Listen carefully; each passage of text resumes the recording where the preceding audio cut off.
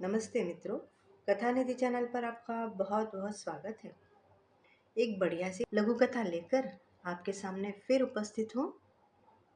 कथा का नाम है ननद रानी। कहानी आपको पसंद आएगी तो लाइक करके कमेंट बॉक्स में कमेंट भी ज़रूर कीजिएगा। और अगर आपने अभी तक चैनल को सब्सक्राइब न किया हो तो चैनल को सब्सक्राइब भी ज़रूर कर लीजिएगा। तो चलिए कहानी शुरू करते हैं।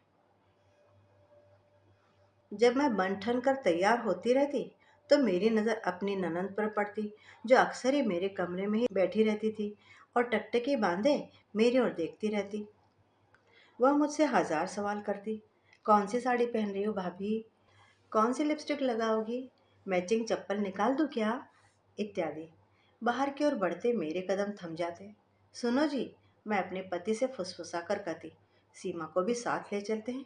ये बेचारी कहीं बाहर निकल ही नहीं पाती और घर में बैठी बैठी बोर होती रहती है। ठीक है, जैसा तुम ठीक समझो, चलो ना ले चलते हैं। मेरी सास के कानों में जब यह बात पड़ती तो वे बीच में टोक देती, सीमा नहीं जाएगी तुम लोगों के साथ। उसे स्कूल का ढेर सारा होमवर्क करना है और उसको ले जाने का मतलब है टैक्सी करना, क्योंकि मोटरसाइकिल पर 3 सवारियां नहीं जा सकती। सीमा भुनभुनाती, मुंह फुलाती, अपनी माँ से हुज्जत करती, पर सास का फरमान कोई टाल नहीं पाता था। मैं मन ही मन जानती थी कि मेरी सास जानबूझकर ही सीमा को हमारे साथ भेजती नहीं थी और उसे घर के किसी न किसी काम में उलझाए रखती थी। मैं मन ही मन उनका आभार भी मानती। एक बार मेरे भैया मुझसे मिलने आए थे। माँ ने अपने सामर्थ्य पर कुछ सौगातें भी भेजी थी। मेरी सास ने उन वस्तुओं की बहुत तारीफ की और घर भर को दिखाया। फिर उन्होंने मुझसे कहा, बहू, बहुत दिनों बाद तुम्हारे भाई तुमसे मिलने आए हैं। तुम अपनी निगरानी में आज का खाना बनवाओ और उनकी पसंद की चीजें बनवाकर उन्हें खिलाओ। जब मैंने सास के मुंह से ये सुना तो मेरा मन खुशी से नाच उठा। उनके प्रति मेरा मन आदर से भर गया। कितना फर्क था मेरी माँ और मेरी सास के बर्ताव में। मैंने सोचा, मुझे याद है जब भी मेरी भाभी का कोई रिश्तेदार उनसे मिलने आता तो मेरी माँ की भ्रुकुटी तन जाती। वे किचन में जाकर जोर जोर से बर्तन पटकती ताकि भर भर को उनकी अप्रसन्नता का भान हो जाए। मुझे ये भी याद आया कि जब मेरी शादी हुई तो मेरी माँ ने मुझे बुलाकर हिदायत दी थी, देख छुटकी, तेरा दुल्हा बड़ा सलोना है, तू उसके मुकाबले कुछ भी नहीं है। मैं तुझे चेताई देती हूँ कि तू हमेशा उनके सामने बन ठन करी रहना, तभी तू उनका मन जीत पाएगी। मुझसे कहे बिना न रहा गया कि लेकिन माँ, भाभी को तो तुम हमेशा बनने संवरने पर टोका करती थी। वो और बातें, तेरी भाभी कोई नवे नवेले दुल्हन थोड़े ना है, अब बाल बच्चों वाली है, माँ मुझसे बोली थी। इसके विपरीत मेरी ससुराल में जब भी कोई त्योहार आता तो मेरी सास आग्रह करके मुझे नई साड़ी पहनाती और अपने गहनों से सजाती। वे सबसे कहती फिरती, मेरी बहू तो लाखों में एक है। इधर मेरी माँ थी, जिन्होंने भाभी को तिल तिल जलाया था। उनकी भावनाओं की अवहेलना करके उनके जीवन में जहर घोल दिया था। ऐसा क्यों किया था उन्होंने? ऐसा करके न केवल उन्होंने मेरे भाई की सुख शांति भंग कर दी थी, बल्कि भाभी के व्यक्तित्व को भी पंगु बना दिया था। मुझे लगता है भाभी अपने प्रति बहुत ही लापरवाह हो गई थी तब। उनमें जीने की इच्छा ही जैसे मर गई थी।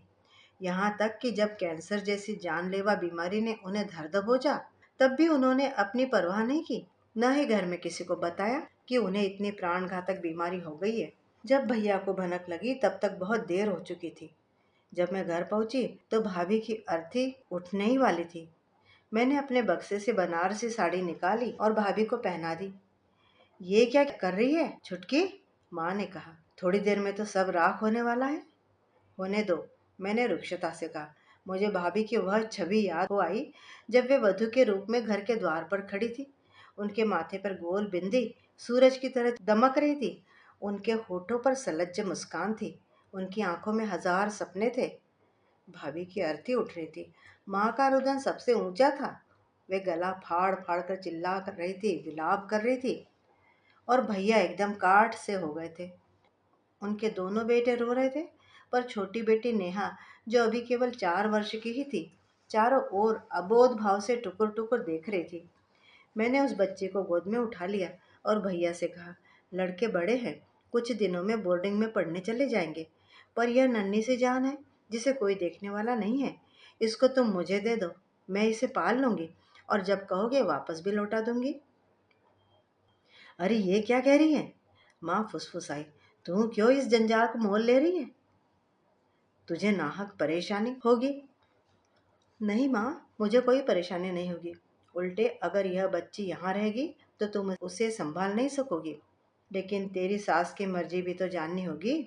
तू अपनी भतीजी को गोद में लिए पहुंचेगी तो पता नहीं वे क्या कहेंगे। मैं अपनी सास को अच्छी तरह जानती हूँ माँ, वे मेरे निर्णय की प्रशंसा ही करेंगी, मैंने दृढ़ शब्दों में कहा था। मुझे ऐसा महसूस हुआ जैसे भाभी अंतरिक्ष से मुझे देख रही हैं और हल्के हल्के मुस्कुरा रही हैं। भाभी, मैंने मन ही मन कहा, मैं तुम्हारी थाती लिए जा रही हूँ। मुझे पक्का विश्वास है कि इसमें तुम्हारे संस्कार भरे हैं। इसे अपने हृदय से लगा कर रखूंगी मैं, और तुम्हारी याद हरदम ताज़ा कर लिया करूंगी। दोस्तों, अभी आप सुन रहे थे कहानी ननद रानी। उम्मीद करती हूँ कि कहानी आपको अच्छी लगी होगी। कमेंट बॉक्स में कमेंट करके बताइएगा ज़रूर। और अगर चैनल को अब तक सब्सक्राइब न किया हो तो सब्सक्राइब भी ज़रूर कर लीजिएगा। मिलती हूँ जल्दी एक और बढ़िया सी कहानी के साथ। तब तक विदा। आपका दिन शुभ हो।